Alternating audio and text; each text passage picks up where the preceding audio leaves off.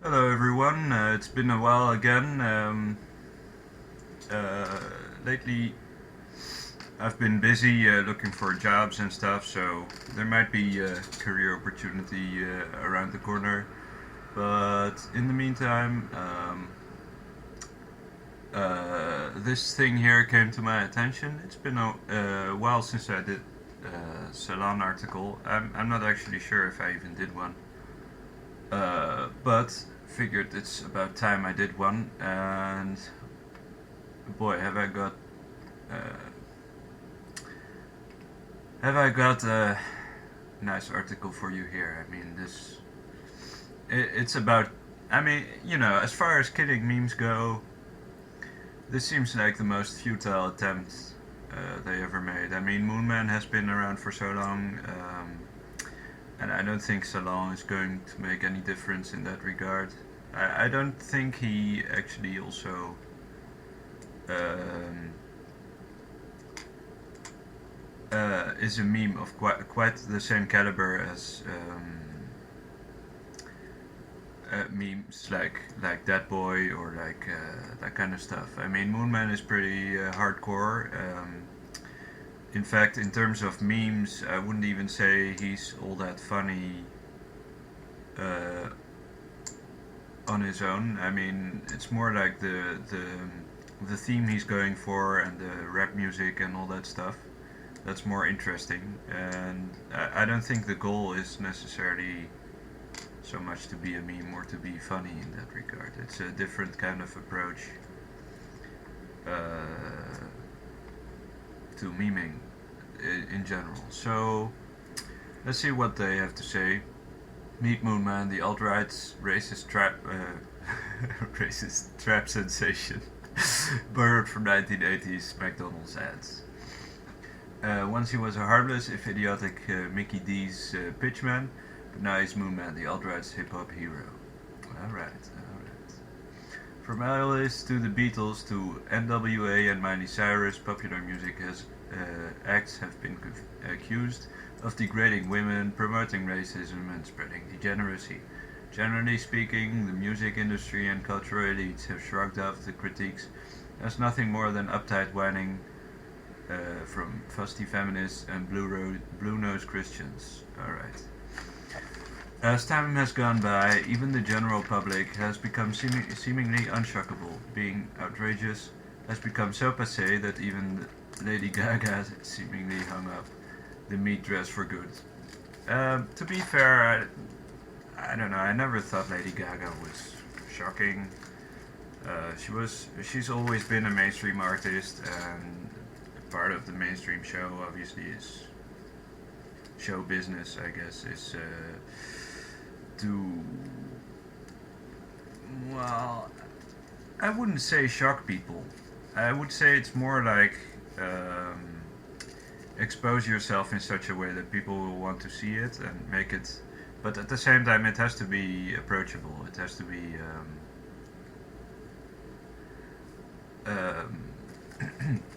I mean, there shouldn't be too much there shouldn't be too much depth in there because you tend to lose people.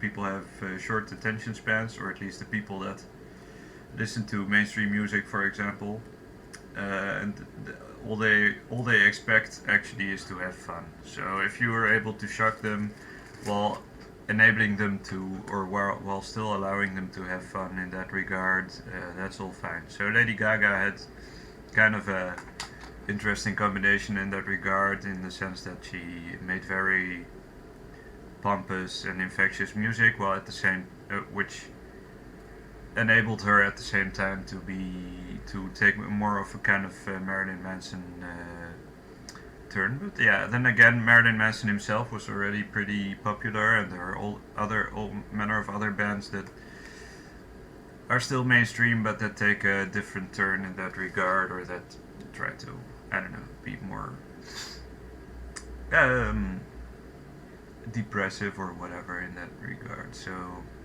it's nothing. Uh, I don't think it's shocking in that regard. But all that was but all that was before the emergence of Moonman, an underground rapper whose acquiring a fast-growing cult following in a way that stands out from other controversial rappers on various levels. Moonman is white. Oh, he loves Donald Trump and he doesn't actually exist. Like his younger and more famous cousin Pepe the Nazi Frog, see, he's even older than Pepe. I was doubting about that. I wasn't sure if that's the case, but I'm pretty sure he's older than Pepe. I mean, obviously Mac Tonight is older, so that makes sense. And he came out like first spoofs, I guess, of Mac Tonight came out like in 2007, so he's pretty old. The Nazi Frog. Moonman has become an avatar of the alt-right, although he didn't start out that way. Pepe and Moonman are both products of the anonymous message boards that generate so many of the humorous and shocking memes that circulate throughout the rest of the internet. Well, I'm willing to hand to them the fact that they still do consider memes humorous, so I guess they try to be realistic in that regard. Also, like Pepe, Moonman is actually a spin-off of an earlier character, Mac Tonight, the weird-looking anthropomorphic moon that McDonald's created in 1986 to entice baby boomers to eat dinner at its restaurants. The character's original name was drawn from Mac the Knife, the famous number from Kurt Weill and Bertolt Brecht's Three Penny Orchestra that became a #1 hit for Bobby Darin in 1959. Mac Tonight faded into obscurity after McDonald's dumped it in the mid-90s. In 2007, however, the fast food chain brought him back in Southeast Asia. That same year, he was also reborn in the United States on the message board YTMND, in a joke video from a user Farkle, named Farkle, that featured a short-looked video of Mac Tonight with the popular nonsense song Chacaron, reggaeton singer El Chombo playing in the background. Fuck you. After several similar videos were created, fans of the character since rechristened Moonman took him in a different direction. At first, this was inspired by the long traditional pop music parody from Weird Al Yankovic to the Evolution Control Committee. Wait. At first, this was inspired by the long tradition of pop music. Okay. Using the demonstration website of a speech-to-text synthesizer created by AT&T, the amateur producers of Moonman's videos programmed and computerized a computerized voice to read nonsensical and offensive lyrics of their own, somewhat in the vein of Family Guy, violent and profane versions of physicist Stephen Hawking. Yeah. I keep confusing Hawking with Hawkins. Or with Dawkins, actually. Yeah, well, anyway. Moonman clips began to appear in September 2007. The first one featured one-time advertising icon rapping on top of a background track from the song Money in the Bank by Lil Scrappy. The parody lyrics weren't that different from the original song, save for the repeated chorus of KKK, KKK, which subsequently set the tone and direction for this repurposed character. After the numerous iterations, Moonman and his original Moon Crew producers became less and less about sarcastic racism and more about actual racism, perhaps due to Mac Tonight's slight cranial resemblance to Klan members' ceremonial hood. Yeah, I think it's more accidental that kind of happened. The way they describe it, I don't know. I mean, sure, there are some people who do take it seriously, I guess. But it's a joke, and no matter how many videos on YouTube you find, most of them have a disclaimer that it's a joke and racism isn't funny, but there's still something to be said for joking about it. I mean, I don't know. It's I don't know. Whatever. The Lunar Racist's popularity exploded in early 2015 when the synthetic rapper was discovered by members of 4chan and 8chan and their spin-offs. Like Moonman, these popular image board communities had made a similar transition beyond irony as they joined up with old school white nationalists who've been congregating. Who've been? That's kind of ghetto talk, isn't it? Who've been congregating at the margins among supporters of former Republican presidential candidate Ron Paul to form the new political movement known as the alt-right. Ron Paul was Ron Paul a Republican? I thought he was a libertarian. And I mean, maybe that's just splitting hairs in American politics, but he wasn't a Republican candidate as such. I don't know, it just seems kind of worth pointing out. Where did Donald Trump get racialized rhetoric from libertarians? Okay, wow. That's another article this links to. Moonman's fans began posting the clips all over YouTube and other sites, and also creating their own, including ones featuring dialogues with other artificial voices as well as essay clips, including a series mocking the clickbait videos produced by BuzzFeed. Okay. They have created dedicated fan boards and devised multiple Mooniverses featuring origin stories for the character, which I think is pretty funny, but anyway. As is the case for many other rappers, Moonman's oeuvre also deals with political issues, including many of the same ones touched on by left-wing artists. As one would expect, Moonman always takes the opposite side with as much or even more rhetorical vehemence. Okay. While Eminem and other actual rappers have spoken about their desire to do violent things to Donald Trump and his supporters, Moonman's producers have him boast about how he'll do violent things on behalf of GOP presidential nominee, or even suggest that Trump himself is going to lynch black people. Yeah, well, the joke is that he's not going to do that, and everybody knows that. I mean, Trump, maybe, even if Trump were racist, he's not, I don't know, I don't think he's an official KKK member or anything. I think this is more like just, I mean, people tend to read a lot of stuff into what Trump says, for example, or what other politicians say. Doesn't really matter in that regard. Well, what he is actually saying is usually pretty, how do you say, pretty spurious. I don't think he actually says all that much. Usually he just says what's on his mind, and that's not necessarily a bad thing. But people tend to read a lot into it. Which obviously will lead to problems, because even if he becomes president, he'll probably be disagreeing with a lot of the things people think he said, even though he didn't. So there's a lot of that going on, and I mean, there's something to be said for the fact that Moonman is just a caricature of these kind of people who tend to read things into Donald Trump's words, for example, and tend to exaggerate about what they want from future president and all that stuff. So I don't know.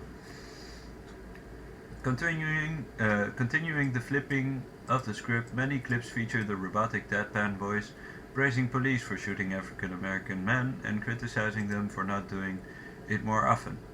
Several Moonman songs feature a virtual black voice intoning Black Lives Matter, only to be answered by Moonman. I'll serve your fucking head on a silver platter. Okay, wow.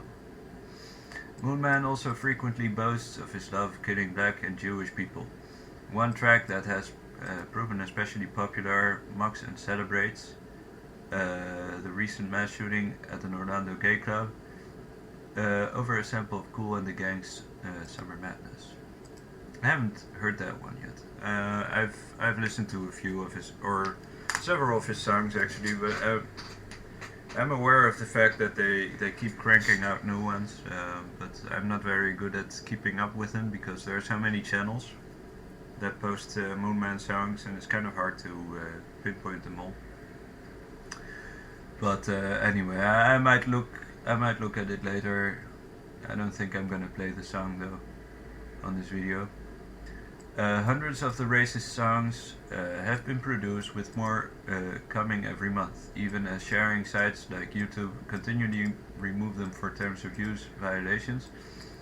AT&T has also taken action against the Moonman movement, setting up filters on its text-to-speech demonstration site that block submissions containing the rapper's name and other offensive words. McDonald's has probably filed more than a few trademark infringement complaints as well. Probably. They don't even know. I mean, who cares? So maybe McDonald's, first of all, maybe McDonald's never heard of the man, or the hype, I guess. Which I think would be. I think that's improbable, but nonetheless, I don't think. I mean, you don't even have any proof to cite that McDonald's actually filed complaints against. I mean, who they're going to file it against? Who's responsible? Who can answer to those complaints? This is just stuff people do, and it's not gonna change. I mean, who cares? I don't think McDonald's really cares all that much, seriously. Like similar efforts on the part of the Anti-Defamation League to return Pepe the Frog to his non-racist origins. What efforts? They never tried to do that. They, in fact, they added Pepe the Frog to their list of hateful symbols and whatever. So he's now on par with the swastika or something. They never tried to. I mean, what the fuck kind of language is this? What attempt have they ever made? I mean, they don't make memes. They don't give a shit about that. That's not their problem. What the fuck are you talking about? None of these actions have stopped Moonman, obviously. Invariably, every time one of his clips is removed, it's posted again by someone else. Yes. The reborn fast food icon's tech-savvy fans have also figured out how to circumvent AT&T keyword filters and have even set up their own generator websites. Yes, I've seen them. And more power to them. I think that's a good thing. I mean, they're promoting creativity. I mean, I don't know. I really don't see the problem. Anyway.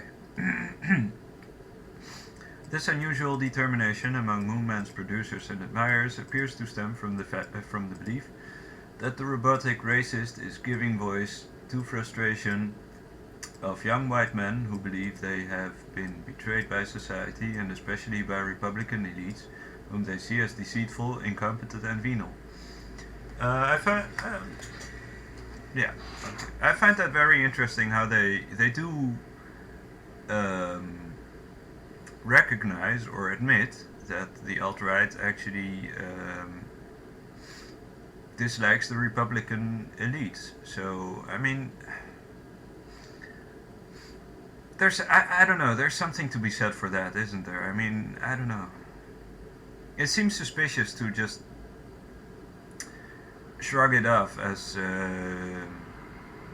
racism and whatever. I don't know.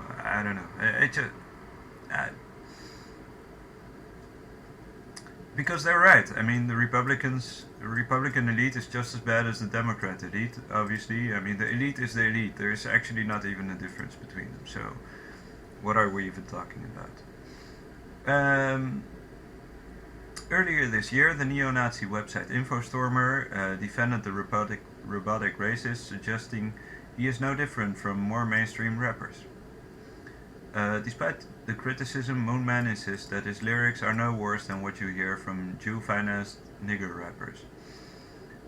He has said that he is simply tired of political correctness, the non-white invasion of white countries, disgusting mentally ill faggots, and feminist whores. I mean, even that, yeah, they're right. I mean, it's not. It's still ironic. He's still making fun of this shit. It's not. It's. I mean, even though the Infostormer probably takes this literally and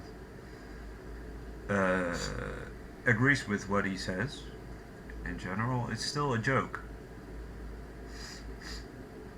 And they're still, and what they say is correct. I mean, it is a reaction to, first off, the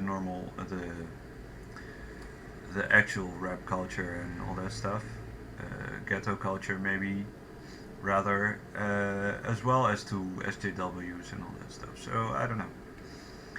While we certainly don't endorse Moonman's violent lyrics, he has tapped into an anger within the young white European male who is outraged at the endless amounts of third world filth that is being led into their nations.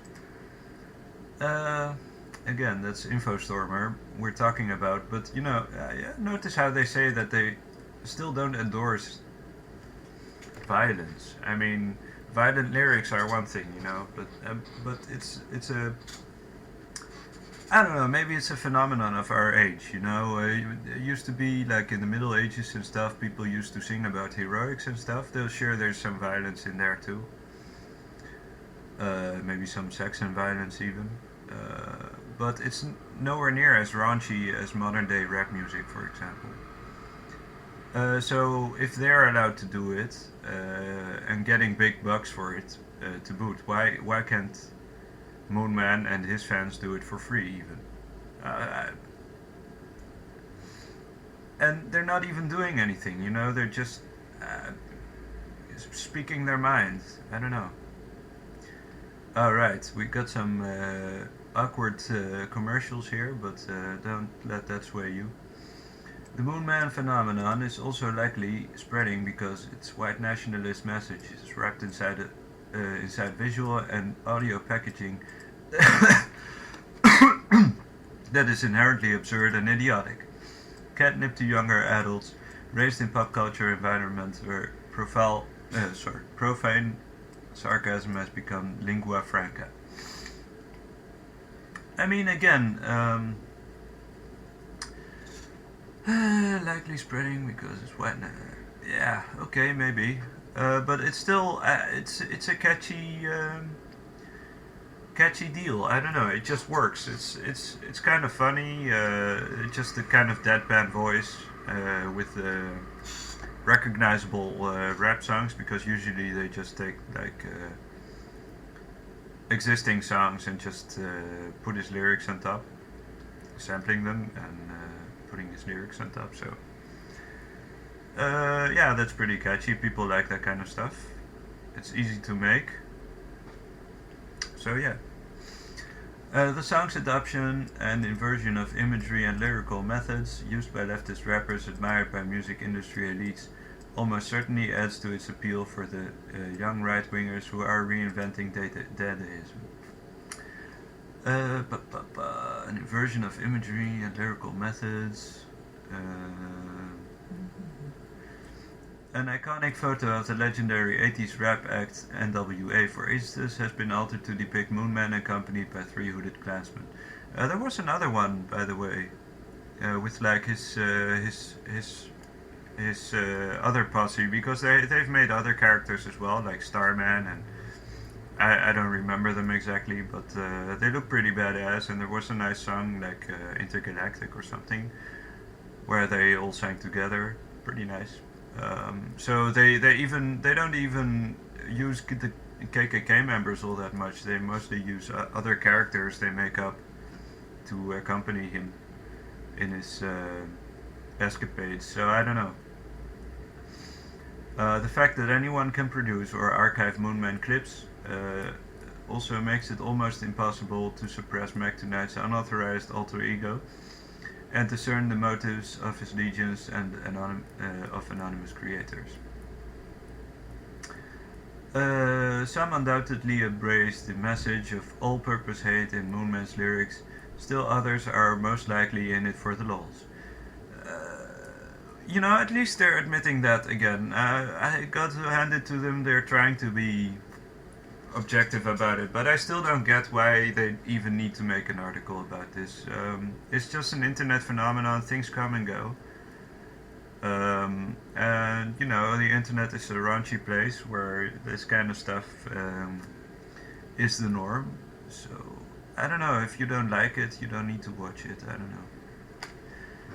Mainstream political reporters and pop culture critics have largely been unaware of this alt-right musical sensation, but Moonman may be about to blow up thanks to a crowd-funded campaign to place billboards featuring Moonman beaming down on Pepe Trump cartoon hybrid who's guarding the GOP nominee's non-promised border wall with Mexico. What the fuck are they talking about? What? Put up a Pepe billboard. Okay, wait a minute.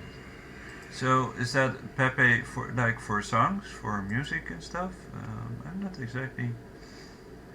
It's always darkest before the dawn. Meme magic manifests in the Midwest. I don't know. Just.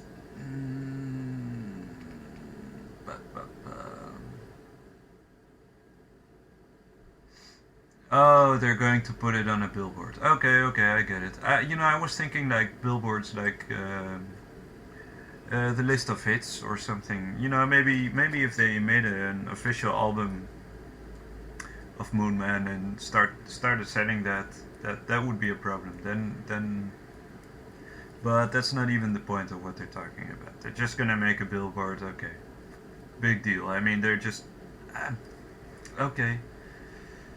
As of this writing, the effort has brought in more than $5,000 and thousands of positive retweets on Twitter, including Moonman on the billboard has sparked some controversy, however. Someone going by the moniker Sam Hyde, who claims to have produced the original image, said that, well, he was honored that my work will serve the Trumpen Creek. He didn't think that including the racist parody rapper on the poster was a good idea. You should probably take Moonman out of it, he argued in a comment posted to Researcher, the alt-right crowdfunding site that raised money for the effort. His comment was echoed by another user on the site. Several others, including the last one contributor, said Moonman needed to be included. Moonman stays, wrote a commenter named Frontierland. To the anti-whites, both Ron Paul and Hitler are racist, so it really doesn't matter. If you're white and don't agree to our own genocide, you're a Nazi who wants to kill 6 million Jews. There is something to be said for removing him from that billboard, though, because once you start using him commercially, you're going to get legal repercussions for using Moonman, since then obviously it's fair play for McDonald's to seek you out and claim their rights, I guess. I don't know. It's a bold move. I'd say other than that, it's none of my business, to be honest. I like Moonman as much as the next guy, though. I've made memes of him myself. But yeah, you're probably going to get legal repercussions if you use it in any official capacity. So anyway, so it has nothing to do with racism, I would say, in that regard. But anyway, at press time, Researcher have not announced any possible locations for the Trump Moonman billboards. Okay, so okay, so that's where it ends. Kind of underwhelming, to be honest.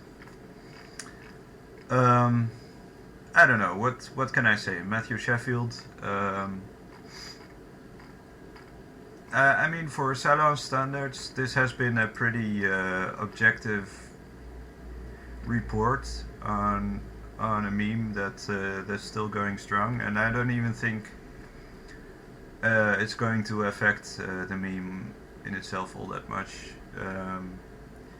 But yeah, there is a danger that if it gets too big and people start thinking about, I don't know, setting albums, for example, would be a real problem, because then you'd start having different artists who disagree about who made what and all claiming rights for it. So I don't think it's ever going to get that far. And with the billboard, that's pretty innocuous. It doesn't actually really mean anything. It's just a stupid billboard. I don't know. There's worse things in the world, so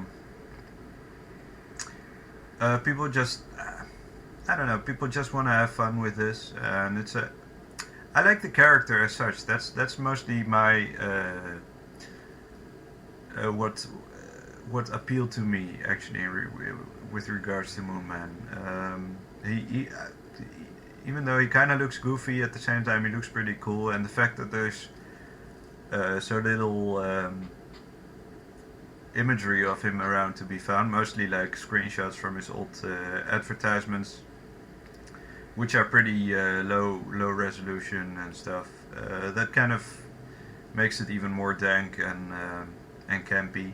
So, and again, I really like the songs. They're pretty catchy, but that may be just me as a white male. I probably don't have much of a sense of rhythm. Uh, but again, I don't see anything wrong with it. I mean, it's kind of an extreme example, but it's still nobody's profiting off of it. Nobody.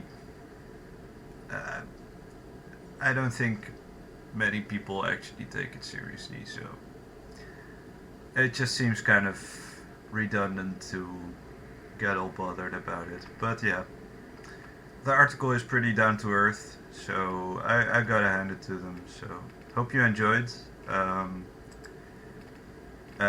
I'll see you next time, folks. Have a nice day. Ta ta.